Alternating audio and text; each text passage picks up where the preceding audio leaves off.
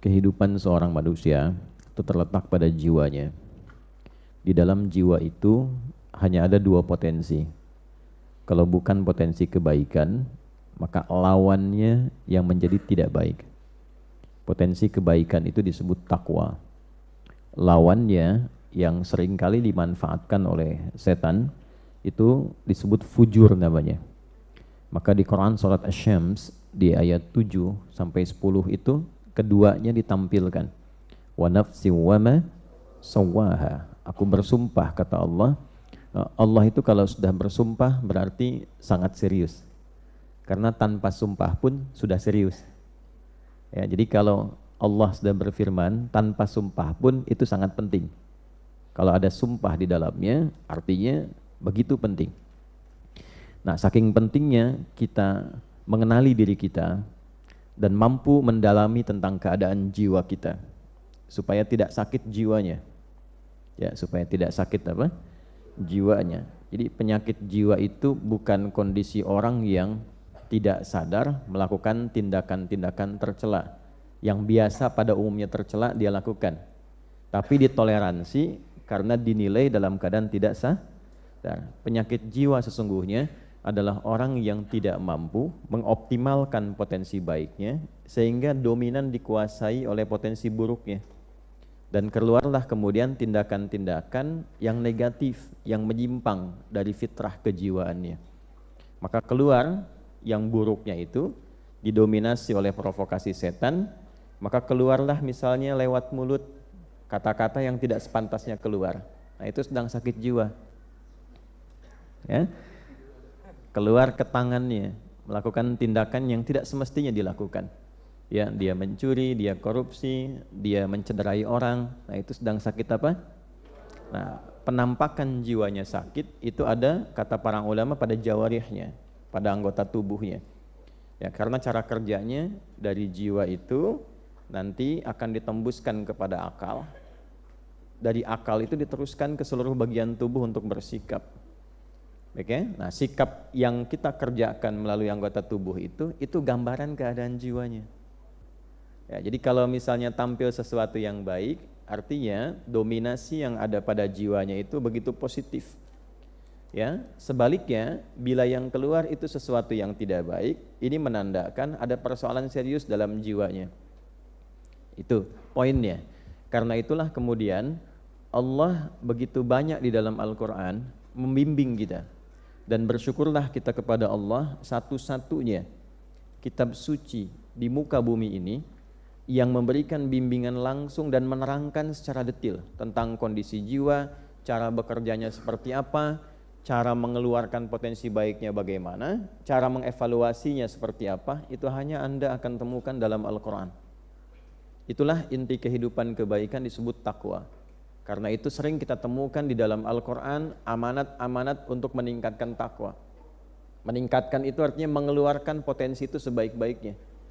Meningkatkan jiwa yang baik untuk dibawa ke lisan, dibawa ke mata, dibawa ke telinga, dibawa ke tangan, dibawa ke kaki. Nah, untuk mengeluarkan potensi takwa itu kan butuh cara kan? Sama dengan kita mengeluarkan potensi ilmu harus belajar kan? Caranya belajar dengan membaca, menganalisis, memahami dari mulai pendidikan anak usia dini, kelompok bermain KB, TKA, TKB, habis itu S semua kan? SD, SMP, SMA, S1, S2, S3, S4, kerupuk 2 kan? Dingin semua tuh. Itu adalah cara. Nah, cara itu dalam bahasa Arab kalau dia luas, besar, itu disebut dengan syariat. Dari kata syari' artinya jalan. Bagaimana cara Bapak Ibu datang ke Masjid An-Nur ini? Melewati jalan. Nah, jalanan luas itu disebut syari' namanya. Kalau jalannya itu kecil, kadang berliku, itu thoriq namanya. Jelas ya? Nah, syari' jalan yang luas. Anda kesini caranya melalui jalan itu. Kita belajar pengetahuan melalui jalan menuntut ilmu. Nah, sama cara kita meningkatkan takwa, mengeluarkan butuh cara. Nah, cara kalau dikumpulkan dalam bentuk ajaran disebutnya syariat namanya. Maka kita temukan di dalam istilah Islam itu ada syariat. Syariat Islam, syariat itu cara kita meningkatkan takwa supaya takwa itu keluar membuat diri kita semakin lebih baik. Jadi orang itu kalau sudah berislam, mengerjakan syariat pasti jadi baik. Tidak ada orang Islam yang tidak baik, kecuali yang mengatakan dirinya muslim tapi tidak mengerjakan jalannya, sehingga tidak mampu berislam dengan cara yang baik.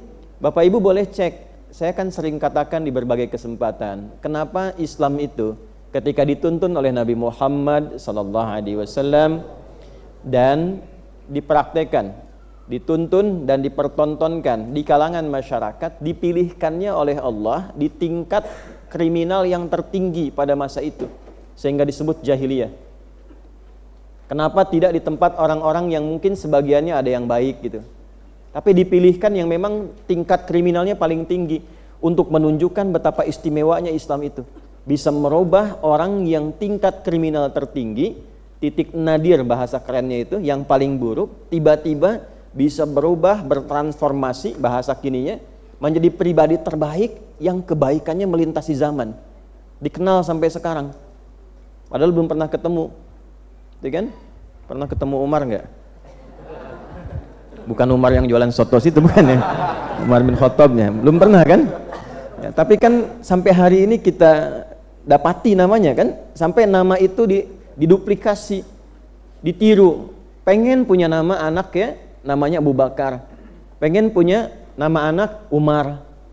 Ada nggak yang namanya Abu Dzar Al-Ghifari? Ya, padahal Ghifar itu dulu itu adalah kota begal. Ya, jadi semua orang yang suka begal itu di kampung Ghifar. Al-Ghifari itu artinya kampung begal. Ya. Pimpinannya Jundub bin Junadah gitu. Jadi kalau Abu Dzar Al-Ghifari itu asalnya adalah seorang yang berasal dari kota begal. Tapi banyak kan yang pengen pakai nama itu. Karena setelah masuk Islam, tiba-tiba beliau berubah jadi orang baik, yang kebaikannya luar biasa, dan merubah kampungnya dari kampung begal menjadi kampung terbaik di masanya. Dan itu viral, sehingga bangga dengan nama daerahnya.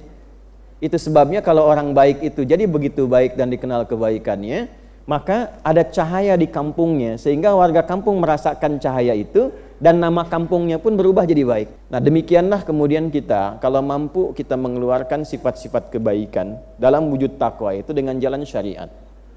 Apa syariat itu wujudnya? Itu yang kita sebut dengan ibadah. Karena itu dalam sholat ada takwa, dalam puasa ada takwa, dalam umrah haji ada takwa. Dzalikal kitabul la hudal lil.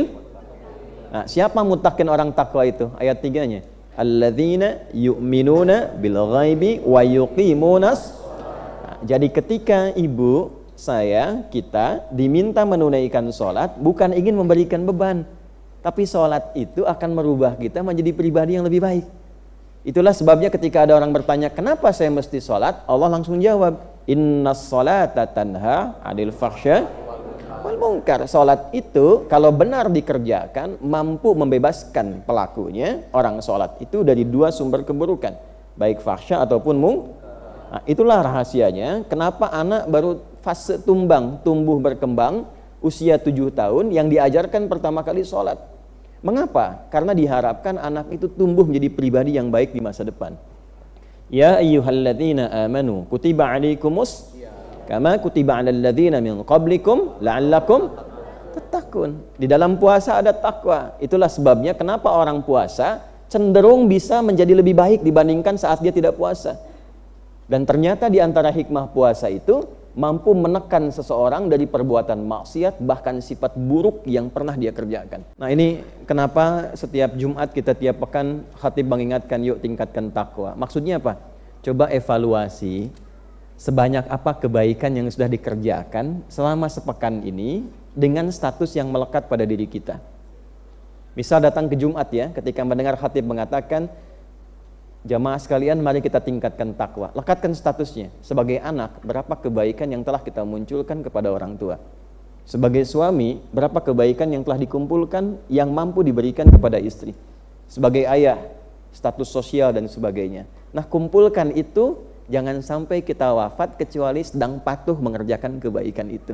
Itu diantara rahasia. Kalau sudah jadi muslim, pasti insya Allah jika Islamnya benar, syariatnya benar, terkumpul kebaikan dalam dirinya, dan kebaikan yang menghasilkan pahala itu disebut dengan hasanah, dan dengan hasanah itulah kita pulang di dunia sampai ke akhirat. Maka doanya, Rabbana atina fid dunya wa fil akhirati wa qina. Nah,